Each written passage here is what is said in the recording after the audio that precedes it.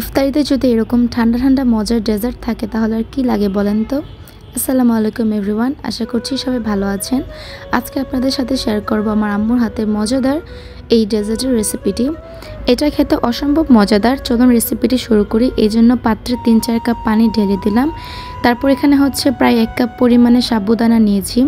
পানিটা যখন বলক উঠে যাবে তখন এখানে দিয়ে দিলাম সাবুদানাগুলোকে। চেষ্টা করবেন পানিটা বলক ওঠার পরে দিতে। তারপরে হচ্ছে এভাবে অনবরত নাড়াচাড়া করতে হবে, না হলে কিন্তু দলা পেকে যাবে। 5-7 মিনিট পরে কিন্তু দেখতেই পাচ্ছেন এই সাবুদানাগুলো কুক হয়ে গিয়েছে।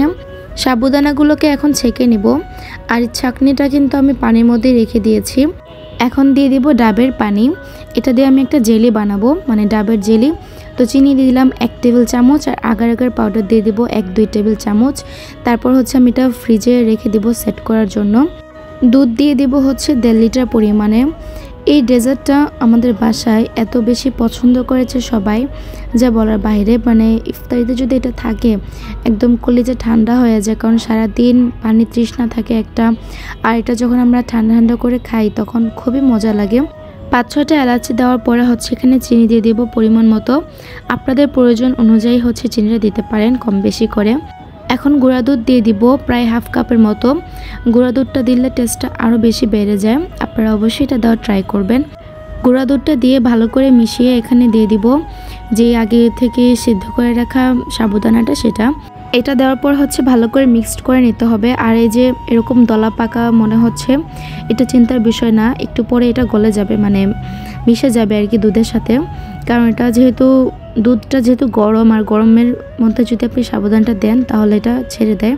তো কিছুক্ষণ আমরা এটা রেখে ঠান্ডা করে নিয়েছি। আর ঠান্ডা করার পরে আমরা একটা বাটিতে সার্ভ করে নিব। তো এখানে হচ্ছে দেখতে পাচ্ছেন মাশাআল্লাহ কি সুন্দর লাগছে এই সাবুদানা আর এই দুধের মিশ্রণটা। এখানে দিয়ে দিলাম আমি একটা জেলি বানিয়েছিলাম, মানে 2টা জেলি বানিয়েছি, সবুজ জেলি আর লাল জেলি। এগুলা কিন্তু বাচ্চারা খেতে খুব পছন্দ করে। তারপর এখানে দিয়ে দিলাম ডাবের পুডিংগুলা। এই সবগুলা জিনিস কিন্তু খুবই ঠান্ডা ঠান্ডা থাকে, যার কারণে খেতে খুবই মজা লাগে। এই সব কিছু এখন মিক্সড করে নেব। এখন দিয়ে দিব নারিকেল যে রয়েছিল ডাবের মধ্যে, সেটা।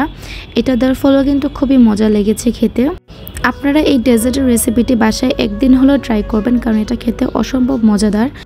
আর আমার এই ভিডিওটি যদি আপনাদের কাছে ভালো লাগে তাহলে আমার পেজটি ফলো করে দিবেন, আর আমাকে কমেন্ট করে জানাবেন যে কেমন লেগেছে আজকের এই রেসিপিটা।